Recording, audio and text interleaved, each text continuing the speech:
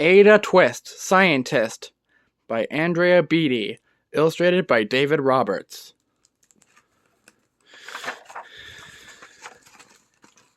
Ada Marie, said not a word till the day she turned free. She bounced in her crib and looked all around, observing the world but not making a sound. She learned how to climb and make her big break, with a trail of chaos left in her wake. She ran through the day chasing each sound in sight, and didn't slow down till she conked out at night. Her parents were frazzled, but tried not to freak, as Ada grew bigger and still did not speak. Clearly young Ada, with lots in her head, would have something to say when it ought to be said. That's just what happened when Ada turned free. She tore through the house on a fact-finding spree, and climbed up the clock just as high as she could. Her parents yelled, "Stop!" as all good parents would. Ada's chin quivered, but she did not cry. She took a deep breath, and she simply asked, "Why?" "Why does it tick, and why does it talk? Why doesn't we call it a granddaughter clock? Why are there pointy things stuck to a rose? Why are there hairs up inside of your nose?" She started with why and then what, how, and when. By bedtime, she came back to why once again. She drifted to sleep as her dazed parents smiled at the curious thoughts of their curious child, who wanted to know what the world was about. They kissed her and whispered, "You'll figure it out." Her parents kept up with their high-flying kid, whose questions and chaos both grew as she did. Even Miss Greer found her hands were quite full when young Ada's chaos wreaked havoc in school. But this much was clear about Miss Ada Twist. She had all the traits of a great scientist. Ada was busy that first day of spring, testing the sounds that made mockingbirds sing, when a horrible stench whacked her right in the nose, a pungent aroma that curled up her toes. "Zowie!" said Ada, which got her to thinking, "What is the source of that terrible stinking? How does the nose know there's something to smell? And does it still stink if there's no nose to tell?" She rattled off questions and tapped on her chin.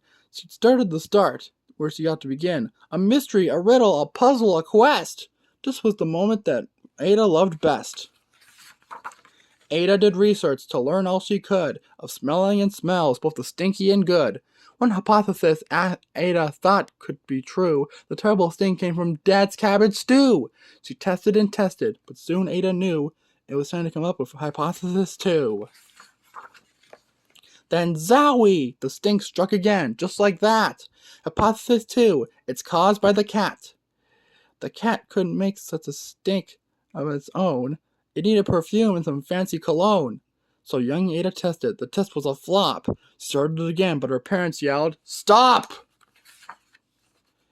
Ada Marie! To the thinking chair, now! By the time we count 3. "Enough!" said her mother. "That's it!" said her dad. Her parents were frustrated, frazzled, and mad. "Why?" Ada questioned. Her mother said, "No!" "What?" Ada queried. Her father said, "Go! You've ruined our supper. You've made the cat stink. Enough of your questions. Now sit there and think." She looked at her parents. Her heart turned to goo. Poor Ada Twist didn't know what to do. She sat all alone by herself in the hall, and Ada once more could say nothing at all. And so Ada sat and she sat and she sat, and she thought about science and stew and the cat, and how her experiments made such a big mess. Does it have to be so? Is it part of success? A mess is a problem? And while she was thinking, what was the source of that terrible stinking? Ada Marie did what scientists do. She asked the small questions and then she asked 2. And each of those led her to 3 questions more, and some of those questions resulted in 4. As Ada got thinking, she really dug in. She scribbled her questions and tapped on her chin. She started at why and then what, how, and when. At the end of the hall, she reached why once again. Her parents calmed down, and they came back to talk. They looked at the hallway and just had to gawk. No patch of bare paint could be seen on the wall. The thinking chair now was the great thinking hall. They watched their young daughter and sighed as they did. What would they do with this curious kid, who wanted to know what the world was about? They smiled and whispered, "We'll figure it out." And that's what they did, because that's what you do when your kid has a passion and heart that is true.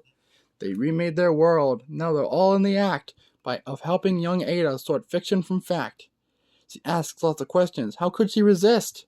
It's all in the heart of a young scientist. And as for that smell, what can Ada Twist do but learn all she can with her friends in grade 2? Will they discover the stink that curls toes?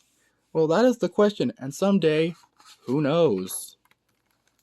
The end.